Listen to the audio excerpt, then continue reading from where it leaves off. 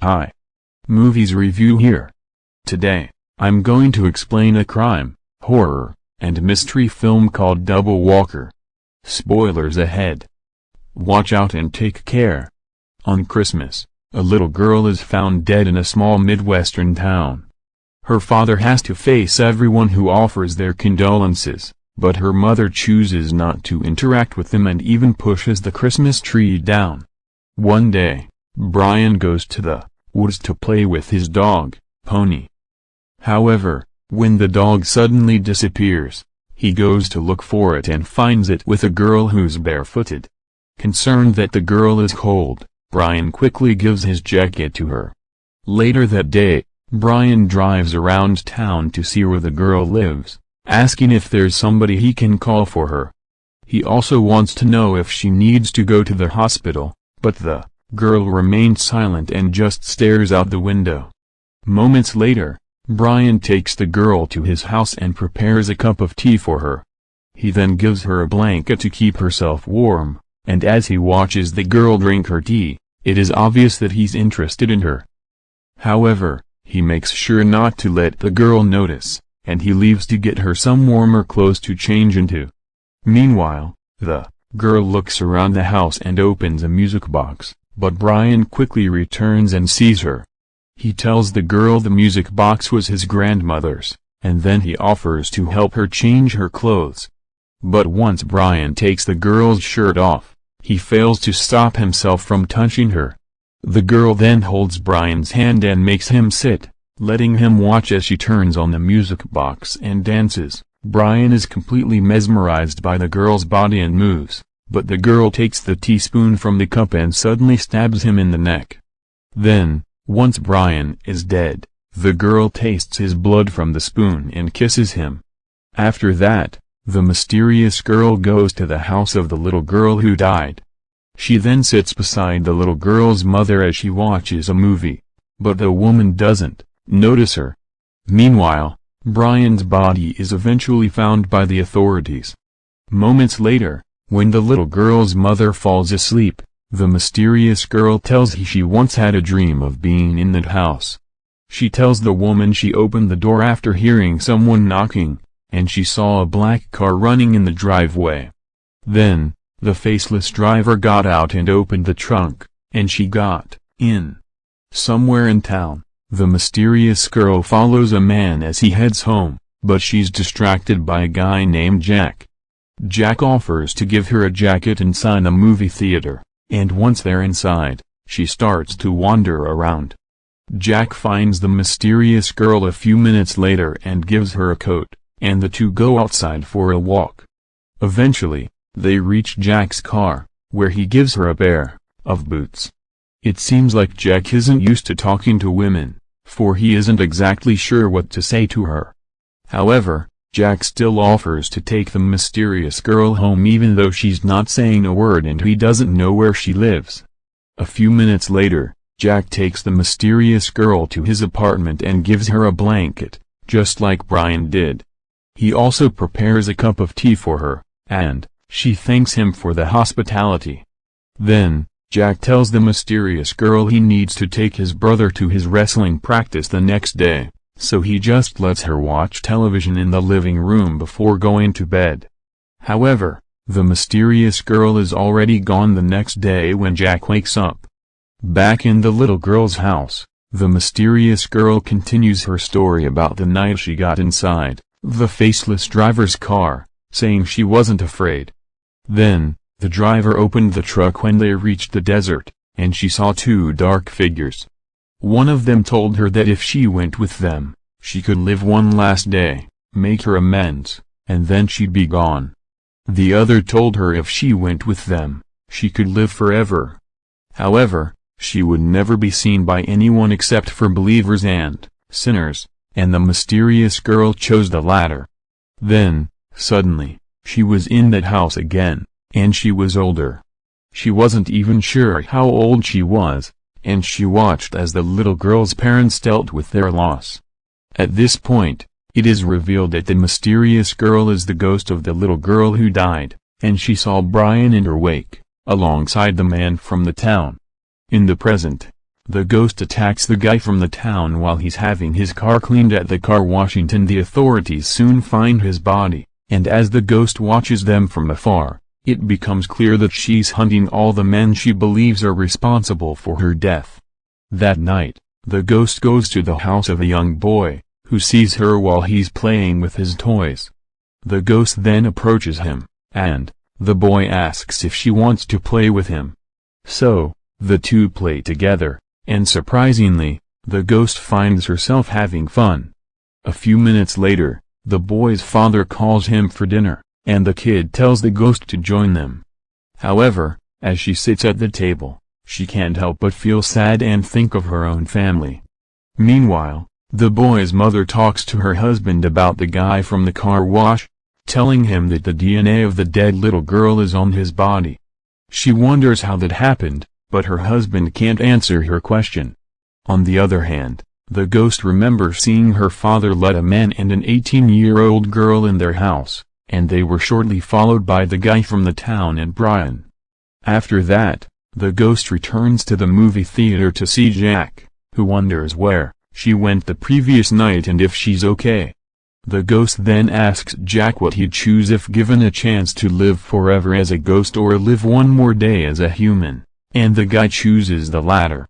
Curious, the ghost asks him why, so Jack says he wouldn't be able to manage his theater if he wasn't human.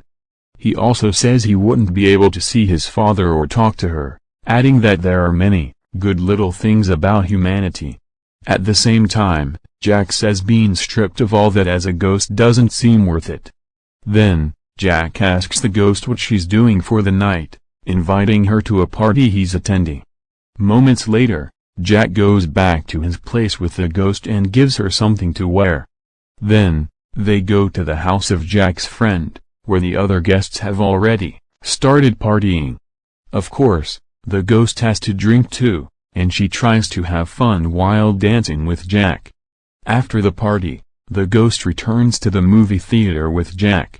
They then watch one of Jack's old family videos, which shows his father and uncle when they were young. Unfortunately, his uncle just died of lung cancer a few months ago, and they found that video while going through his stuff. Jack feels emotional as the video plays, saying it's like he's watching his ghost. Meanwhile, the ghost just listens intently to Jack, not daring to interrupt him as he speaks. Moments later, Jack falls asleep, so the ghost takes him back to his apartment and stays with him while watching television. Later that night, the ghost goes to a bar, where she is found by one of her father's friends. The man doesn't hesitate to approach her even though she looks so young, and he immediately offers her money to sleep with him. However, the ghost doesn't say anything and simply smiles, but the man takes that as a yes.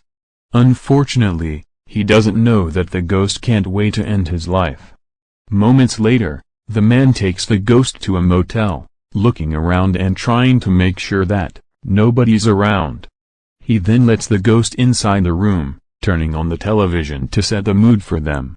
After that, the man asks the ghost if he can film them, but he doesn't even wait for her answer and sets up his phone on the bedside table. The man just can't wait to sleep with the ghost, so he immediately takes off her coat and tries to make a move on her. However, the ghost playfully pushes him to the bed and removes her shirt, making the man think he's about to hit the jackpot. Unfortunately for him, the ghost eagerly stabs him in the neck with a teaspoon, and everything is caught on camera. It isn't long before the man dies, but as she tastes his blood on the teaspoon, the motel cleaner suddenly walks in on them. Shocked, the cleaner quickly runs away when the ghost starts chasing him. Unfortunately, the ghost catches up to the cleaner in the woods and stabs him, leaving the poor guy wondering what he did wrong. However, the ghost only looks at him as he tells her he doesn't want to die, but he soon meets his end. Realizing she made a mistake, the ghost cries beside the cleaner before finally dragging his body away. The next day, the cleaner's body is eventually found by the boy's mother from earlier, Detective Sharon. Meanwhile, the ghost goes to Jack's place and waits for him outside until he wakes up. Jack wonders if she got any sleep last night, so she tells him she did. Jack then starts talking about a dream he had, and once he's done telling the story, he invites the ghost to his brother's wrestling match in school. Once they get to school, Jack shows the ghost a picture of his father and leaves his phone with her, telling her to wave him down if she sees his old man. So, Jack leaves the ghost on the bleachers, and as she looks at the photo of Jack's father, she realizes that he's the motel cleaner. The ghost can only look at Jack from afar as she thinks about what she's done, and it isn't long before the Fairview Police Department calls his phone. However, instead of giving it to Jack, the ghost answers the phone and listens to Detective Sharon. Unfortunately, the ghost can't bring herself to speak and decides just to end the call. The ghost tries her best not to cry, and as Jack looks over to the bleachers, she's already gone. Meanwhile, it is finally revealed through a flashback that the ghost died inside their house. Her mother was the one who cleaned her bloodstains on the floor, and her father was close with the 3 men she killed. Also, her father made her promise not to tell her mother that his friends were secretly 754 coming over to their house. In the present, the ghost returns to their house and looks for her mother, but the place is already empty.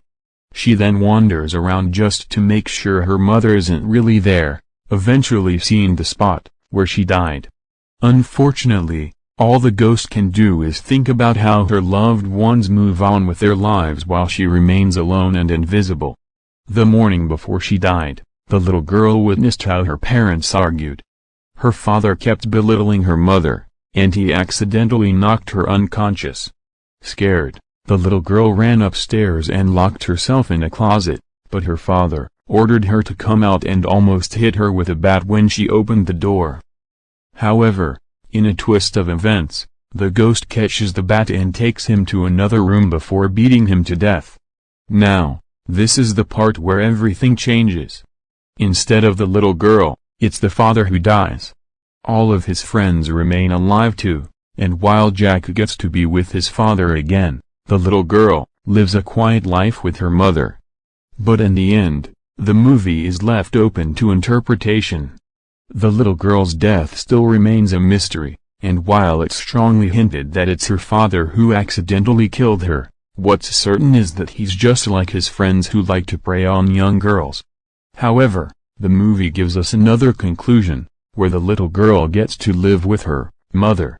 It may be just the ghost's imagination or the mother's dream, but either way, the film manages to show the tragic truth about abuse and death.